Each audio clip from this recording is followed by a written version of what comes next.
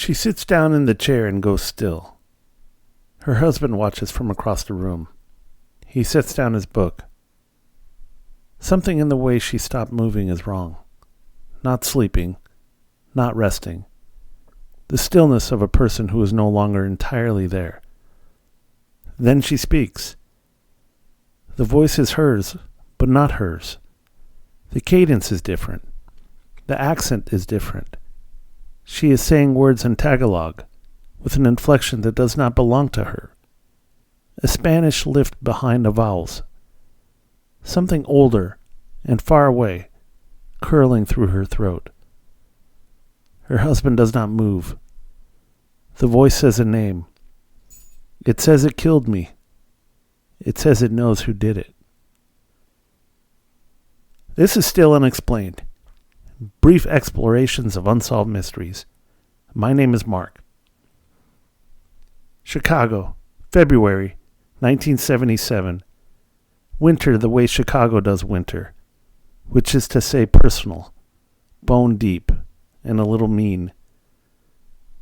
Teresita Basa was 47 years old, a respiratory therapist at Edgewater Hospital on the city's north side. She was Filipino-born, classically trained in piano, well-liked by colleagues, private in the way immigrants sometimes are in a city that can feel like it belongs to everyone else first. She had her routines. Her apartment in the Lincoln Park neighborhood was small and tidy. She kept a personal journal. On the evening of February 21st, someone came to her door. We do not know exactly what they said at the threshold. What we know is that Teresita Basa was found the next morning by firefighters responding to a blaze at her building. She was in the bedroom. She had been stabbed with a butcher knife. Her body stripped and positioned in a way that suggested sexual assault. Medical examiners would later determine no assault had actually occurred. The positioning was deliberate, staged. The mattress had been set on fire, almost certainly to erase evidence. Police had almost nothing. No forced entry, no witnesses who came forward cleanly, no prints that led anywhere useful. The investigation moved slowly, then slower, then stalled. 6 months passed. Teresita Basa murder went cold. And then Remy Chua sat down in her chair. Remy Bias Chua worked at the same hospital where Teresita Basa had worked. Though the two women were not particularly close, she knew the name. She knew the face in the hallway. She was a colleague, not a confidant. In late summer of 1977, Remy began entering what her husband, Dr. Jose Chua, could only describe as trances. She would go rigid. Her eyes would change. And then the voice would come through her that was not her own. It spoke in Tagalog, with a Spanish accent. It identified itself, more than once, as Teresita Basa.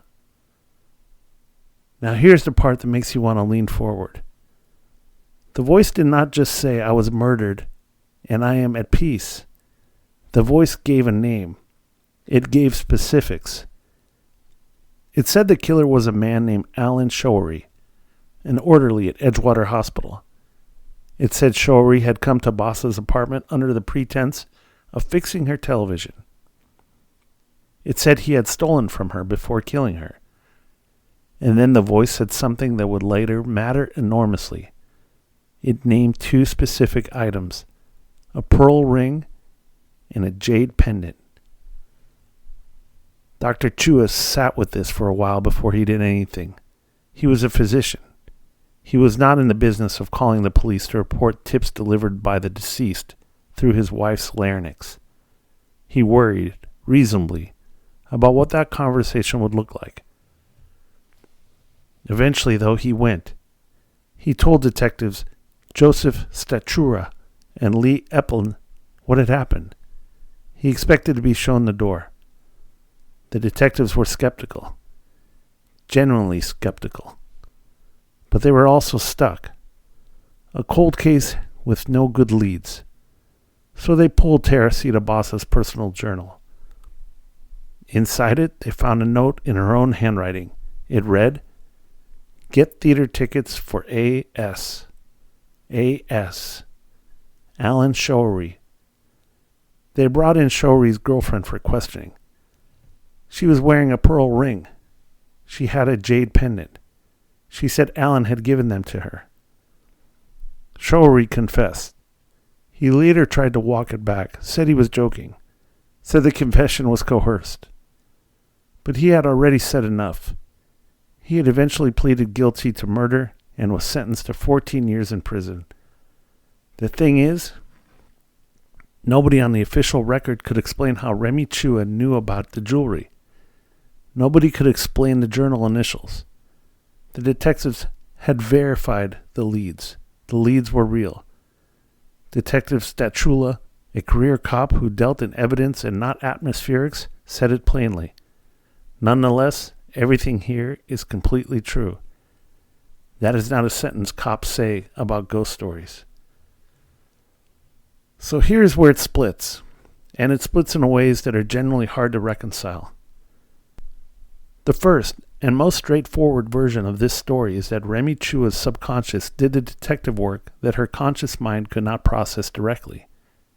She worked in the same hospital as Showery. Hospitals are not quiet places. Gossip rumors, the general ambient noise of a workplace where people talk in break rooms and hallways. It is entirely possible Remy had overheard something about Showery, something that registered below the threshold of active attention, a comment about his behavior, a rumor about money. The initials A.S. in Basa's journal could have been glimpsed and filed away without conscious recognition. Under intense psychological stress, which Remy Chua was, having lost a child and her job in the period before the trances began, the brain does strange things.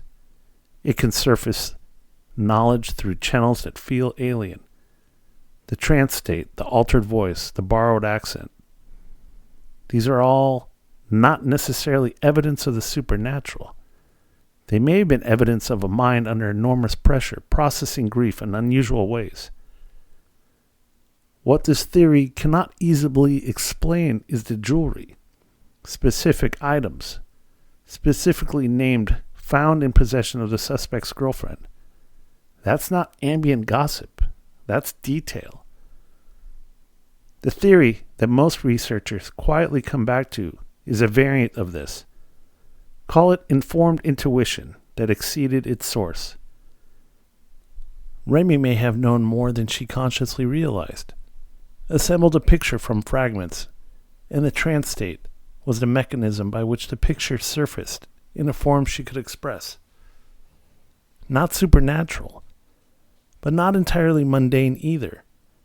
Something in between, which is where most honest people land when they sit with this long enough. Now, if you need a cultural framework for what happened, the Philippines has one. It's called Encanto syndrome, or more broadly, a tradition of spirit mediumship that is woven deep into Filipino folk belief. The idea that the dead can speak through the living, that the boundary between presence and absence is permeable. This is not fringe notion in that cultural context. It is a part of an old and widely held belief system. Some researchers point to this, not to dismiss what Remy experienced, but to contextualize it. She was a Filipino woman living far from home, under serious stress, possibly embedded in a community where the idea of a spirit seeking justice through a willing vessel would have been understood rather than feared. This does not mean the experience was manufactured. It may mean the form the experience took was shaped by the language her culture gave her for exactly this kind of visitation. What this framework does not resolve is the evidence. Culture can explain the trance. Culture does not explain the ring. Here is where the official account runs into a wall. The investigators could not formally acknowledge supernatural assistance in their case files. What you see in the documentation is a careful, almost diplomatically worded account on how an anonymous tip led them to question Showery's girlfriend. How that questioning produced a jewelry. How the jewelry corroborated other evidence. The word possession does not appear. The word trance does not appear. The word Teresita does not appear in those sections. There are people who believe the sanitized official record is itself a kind of cover. Not a government conspiracy, but a professional one. Detectives protecting a case from being laughed out of court. A story that had to be made legible to a system that only speaks one language. The actual source of the lead was buried not because anyone was hiding wrongdoing, but because the truth was unpresentable. That version of events is more plausible than it might sound. Cases are shaped for prosecution. Sourcing matters. A detective who walks into court and says, "A dead woman told my witness what to tell me," is not helping anyone get a conviction. And then there's the version almost nobody talks about. What if it was exactly what it looked like? Teresita Basa was murdered and left. Her killer was still walking the same hallways where her friends worked. And something, call it whatever you need to call it, found a way to make sure that did not continue. The details were too specific. The outcome was too clean. The woman who served as a channel was not a professional medium chasing press attention. She was a respiratory therapist who was terrified, who delayed coming forward, whose husband is on the record saying he feared looking foolish. People who manufacture stories for attention do not fear looking foolish. They seek the spotlight. The Chuas did the opposite. They had to be convinced to come forward at all. That is not proof. Nothing here is proof.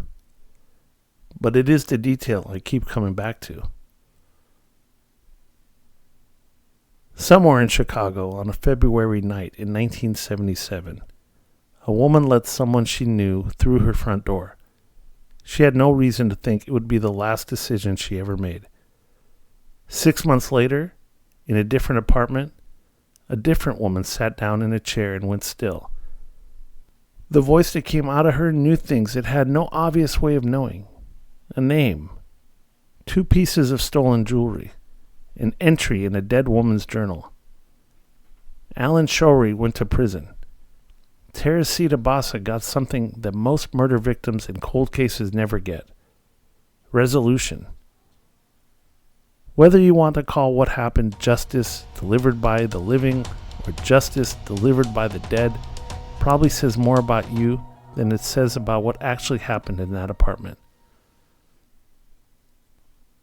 Thank you for listening to Still Unexplained.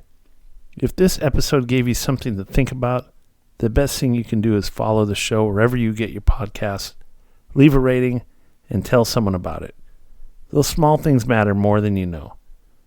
I'll see you next time, and thanks for listening.